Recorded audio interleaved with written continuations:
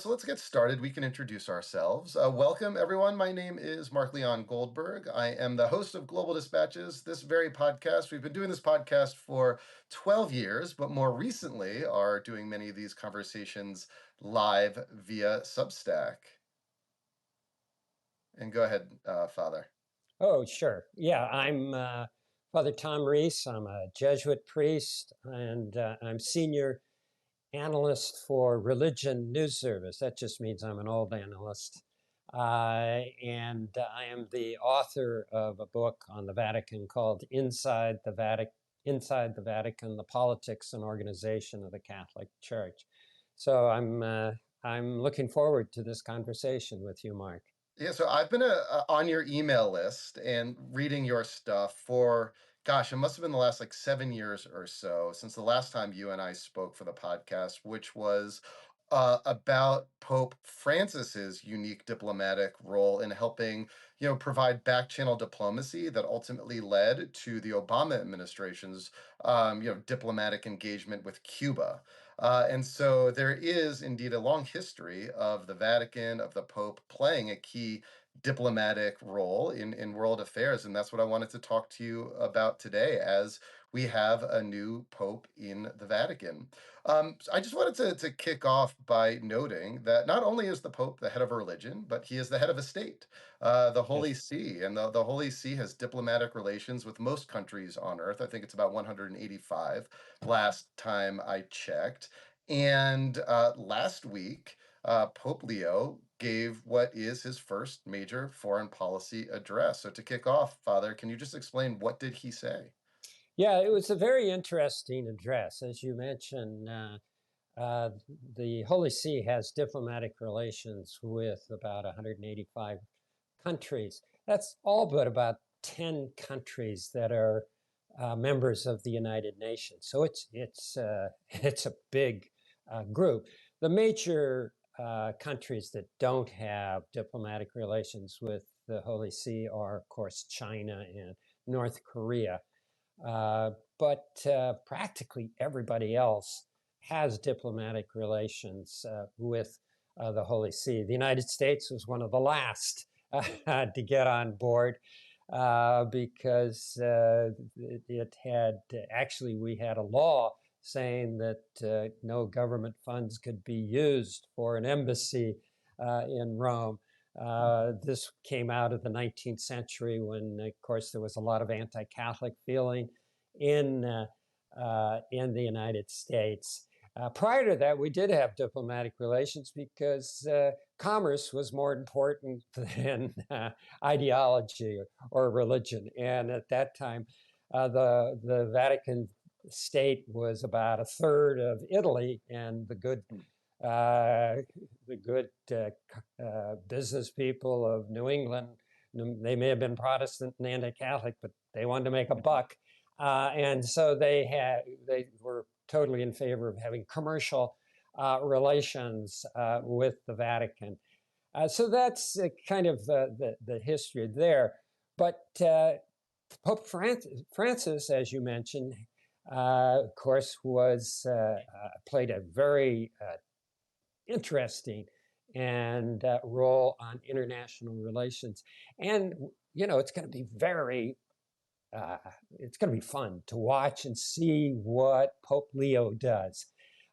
He's the first American Pope. This is extraordinary. I have been telling journalists for years that there were two absolutes in terms of the election of popes.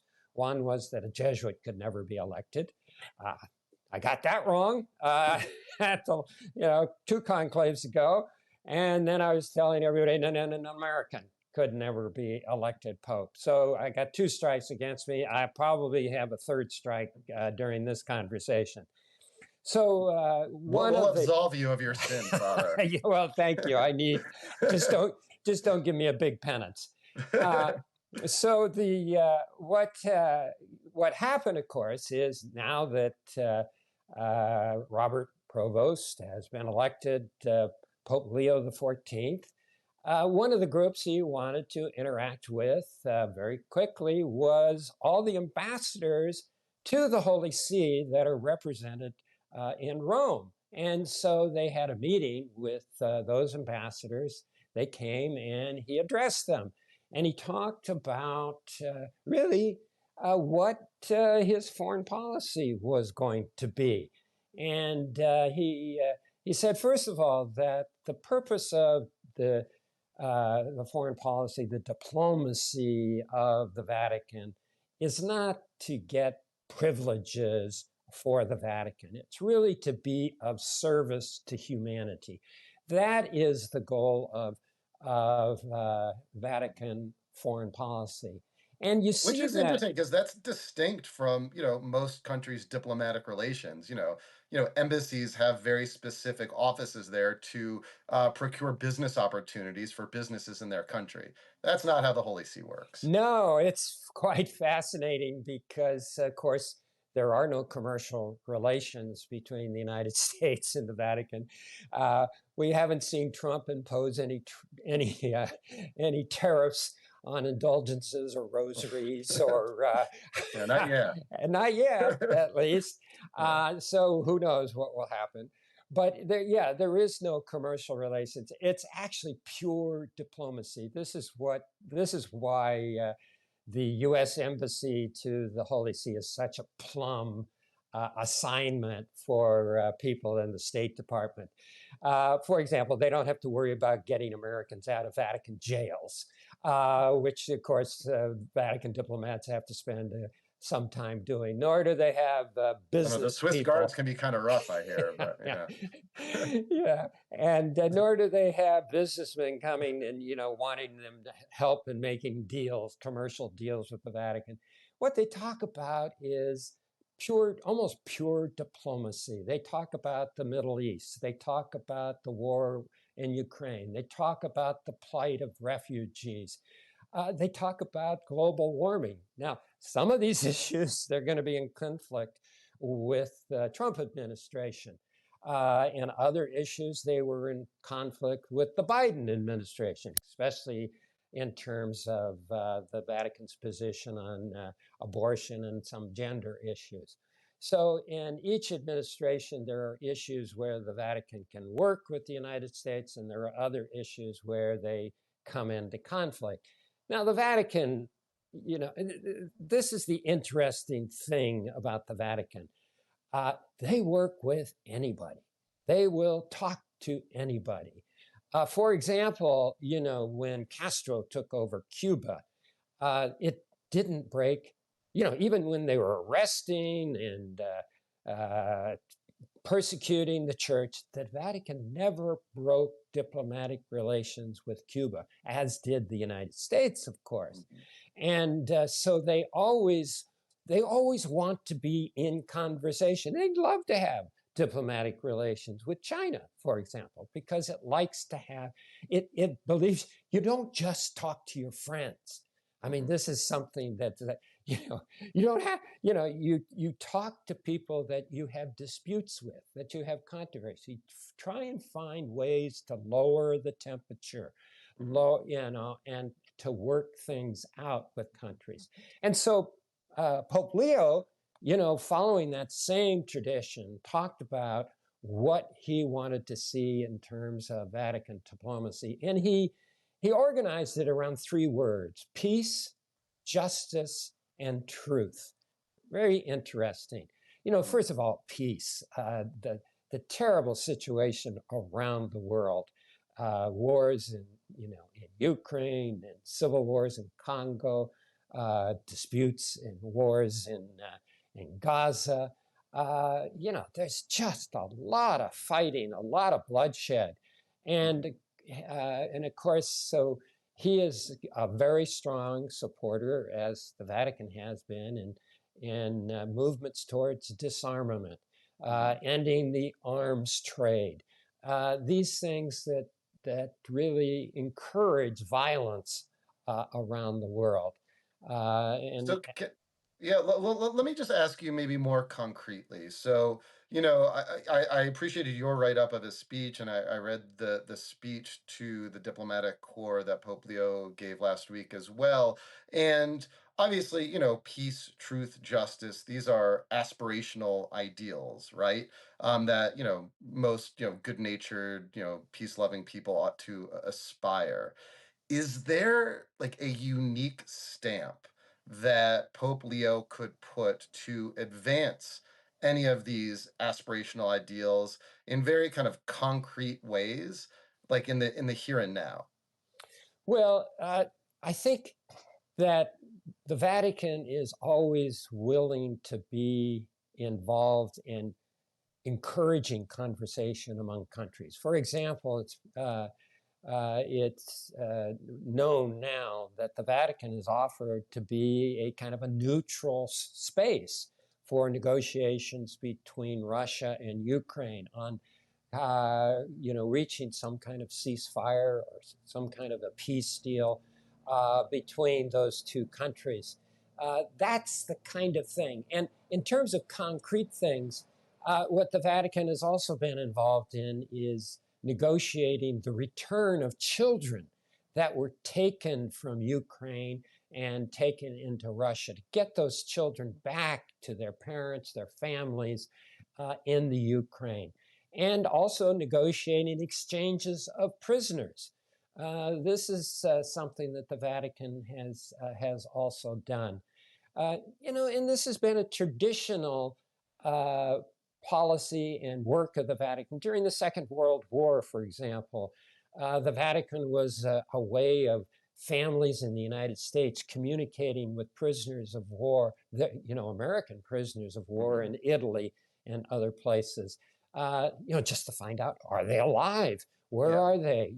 Things like that. Those are the kinds of things that the Vatican can do. But let's be honest. The Vatican can only do what countries allow Mhm. it to do. But It's it's it's a fascinating. It almost reminds me of the United Nations, which I cover, very, deeply, and I've covered as a journalist for nearly 20 years. You can have like the good offices, right, of the United Nations or the Vatican, which operate in a similar way. They're kind of like a trusted party that could be neutral, but has certain ideals and standards that it upholds.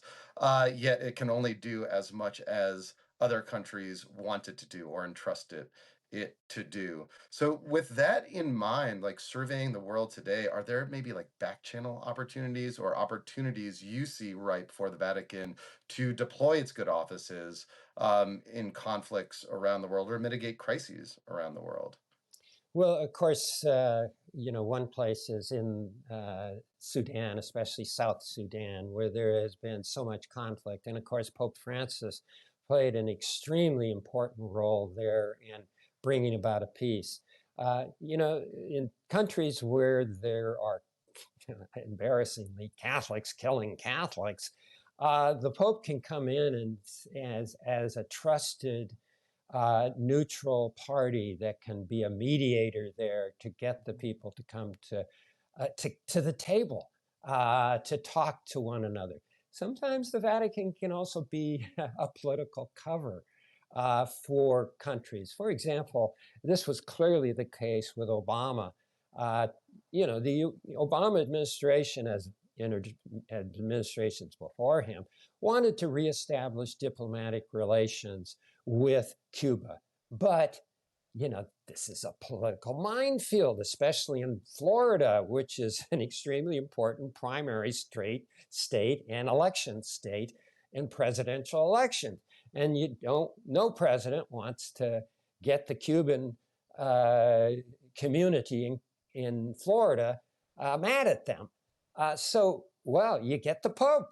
If the Pope says this is okay, uh, you know, uh, how can Mhm. how can you say that this is so terrible if the Pope is supporting it and helping it to happen?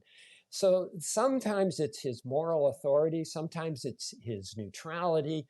Um, this is sometimes the way in which the Pope can do it. Mhm. And sometimes people don't like the UN, Mhm.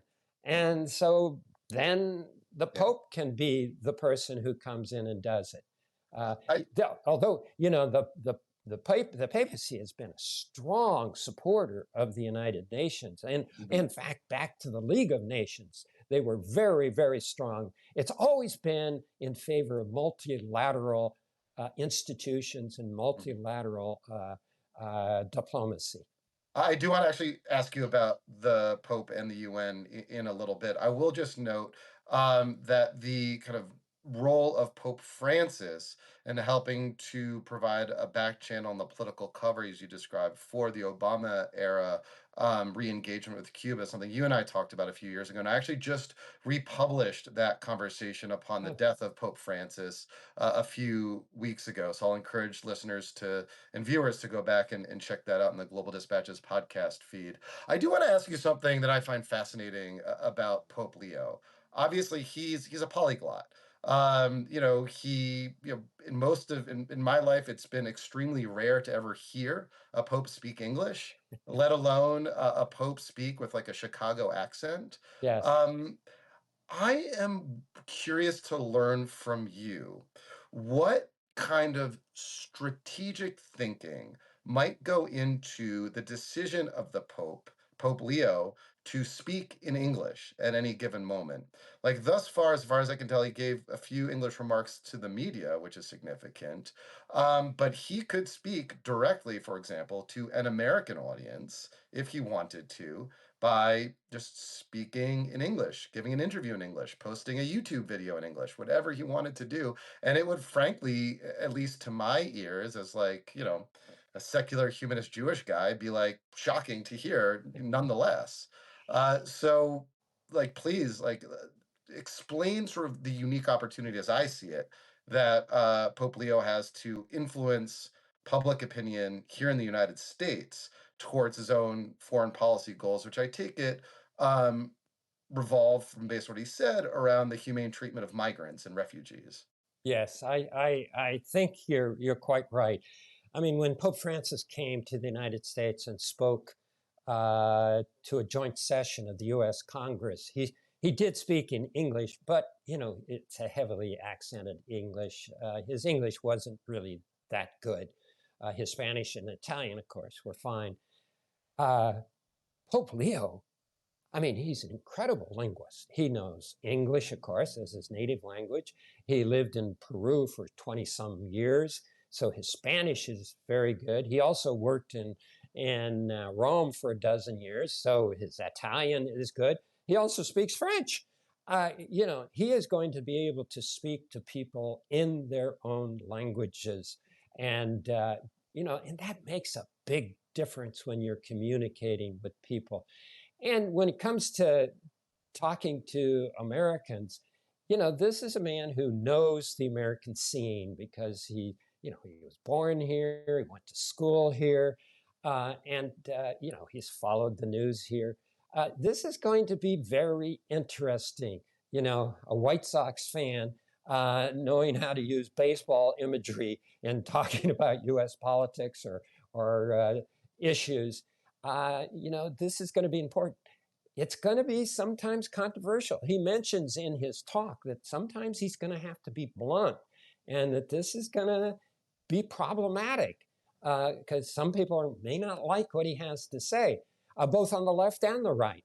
He's going to speak out for refugees. He's going to speak out for the migrants, uh, the people who are on the margins, who are suffering so much, fleeing persecution, religious persecution, political persecution in their own countries, fleeing civil wars, fleeing starvation, uh, and coming here. And what do they find here? They find walls. They find very inhospitable, uh,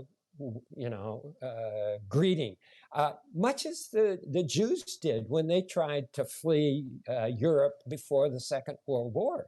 And the ships came here, and we turned them away, and they ended up in camps in Germany, and most of them were killed. Do we want that kind of thing on our conscience? If we start sending refugees back to Afghanistan, people who worked with us during the war and we send them back to Afghanistan, if we send people back to Venezuela, if we send people back to Iran, you know, what is, that is now going But to be on our conscience. but And I these are guess the my kinds of things he's going to say that are going to upset some people in the Well, United so States. you do think he's going to be that direct and inject himself that directly into American politics in such a way as to, directly condemn the Trump administration's, use of, say, like a foreign gulag in El Salvador to send, migrants. I mean, like, would you expect that from Pope Leo? And surely there are diplomatic dangers in doing so, but you I'm just wondering, there's a calculus that any diplomat uses when they're trying to weigh interests versus values. Well, you're absolutely right. I mean, I'm an op-ed writer, so I can say things graphically like this. He is the leader of 1.4 billion people all over the world. And we're going to have to watch and see the kind of diplomatic language he uses. Or I the mean, actual language he yeah, uses. exactly. I mean, Pope Francis got people upset by saying we should build bridges, not walls. Now, he didn't say Trump, but everybody knew what he was talking about. I would expect Pope Leo to do similar things. I think he's going to be more scripted than Pope Francis was. I think he's going to be a little more careful when he says things than Pope Francis, but I think it's going to be pretty clear what he's meaning. But the honest answer is we're going to have to watch. We're Mhm. going to have to wait and watch and see how he handles these things. So one kind of inflection point coming up is the 80th anniversary of the United Nations happening this September. The UNGA, the UN General Assembly, meets this September for its 80th anniversary. And 20 years covering the UN, in my 20 years, only one time has a pope addressed the gathering of the UN General Assembly. That was Pope Francis in 2015 for the 70th anniversary of the United Nations. It's happened a couple of times in the past, I think in the 60s, and then Pope John Paul twice, once in the 70s and once in the 90s, gave a formal address to the UN General Assembly in front of all gathered world leaders. But it's a rare occurrence, and I'm wondering, number one, might we expect to see Pope Leo at the 80th anniversary of the United Nations? Number two, given what you said about the Holy See's participation in multilateralism, why is it such a rare occurrence for a pope to address the UN General Assembly directly? As I said, they are a non-permanent member state, like the state of Palestine. Mahmoud Abbas addresses the UNGA almost every year as head of the Palestinian Authority. So why not Pope Francis as head of the Holy See? Or pardon me, Pope Leo as head of the Holy See, or any pope? Yeah. Well, actually, the first visit of a pope to the United States was Paul VI when he came to address the United Nations. This was when Lyndon Johnson uh, Yeah, it was was 65. I looked it was up before our president. talk. Yeah. Yeah, yeah, and it's like uh, it's a question of. I guess I would compare it to uh, Franklin Delano Roosevelt's fireside chats. How many times do you do it before it becomes, oh, he's here again? Mhm. If you want to make a big impression, you don't do something uh, frequently. So that's a judgment, a prudential judgment about how often you do it. But I would not be surprised. I think you've really pointed to something that his first visit to the United States will be to come to the United Nations, just as it was with Paul VI. His first visit to the United States, I don't think will be to the White House. It will be to the United Yeah. Nations. And Or so, maybe you should go to like Laredo or somewhere on the southern border to make a point. well, of course, Pope Francis did that also, Yeah. saying Mass at the border. Uh, So I would not be surprised if he Hmm. came to the United Nations as part of this anniversary celebration. I think it's something that the Vatican would want to do. It's probably something that Pope Francis would have wanted to do if he had lived. So I think your question is right on the mark. It's of course it's difficult in his first year to get everything in that he wants to do. Uh, he may not make it on the exact date of the celebration, but certainly I would expect him within the next year or so to come and visit the United Nations. So lastly, I mean, that's one potential inflection point. In the coming days or months, what are some of the key decisions or moments or events or potential inflection points that you'll be looking towards that will suggest to you what sort of tone or trajectory the Vatican and then Pope Leo's foreign policy may take? Well, I think he's already signaled this. I mean, great concern about uh, the war in Ukraine. Great concern about the suffering of the people in Gaza and finding some way of bringing about a ceasefire and relief to the people living there. Uh, I think we're going to also see him talking about migrants and refugees. And this is not just because of the United States. Let's face it, Europe is treating them the same way. And Pope Francis was very vocal in his criticism of Europe because of all the thousands of refugees that drowned in the Mediterranean. So I think these things will be coming up. I think also we're going to hear him speaking about the environment. This is an anniversary of Laudato Si, and the great encyclical by Pope Francis that acknowledged global warming and that this is one of the great issues of the 21st century. And if we don't deal with it, the, the catastrophic impact that that will have on the world. And yet, so many people are in denial about global warming. So many people just don't care. And this is something that he also has said is got to be a priority. And then finally, he's also raised the whole issue of AI. His predecessor, Leo the 13th in the 19th century, presided over the papacy at the time of the Industrial Revolution. Well, Pope Leo believes that we are again at an epochal uh, turning point in civilization because of AI and the impact it can have on work, on culture, on life, on politics, on everything, the arts, and that we have to not just figure out how to make money with it, but we have to approach it with a moral lens of saying, how does this foster human dignity? How does this, attack human dignity? And how do we keep it under control so it is for the common good and not just something that makes a few people, richer and richer than ever?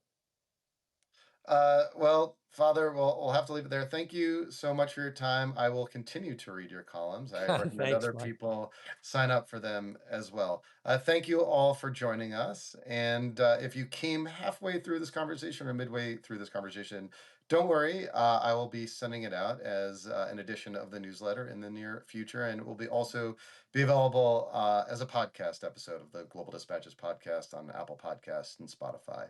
So thank you all. Thank you, Father Tom Reese. Good to be Bye, with you. everyone.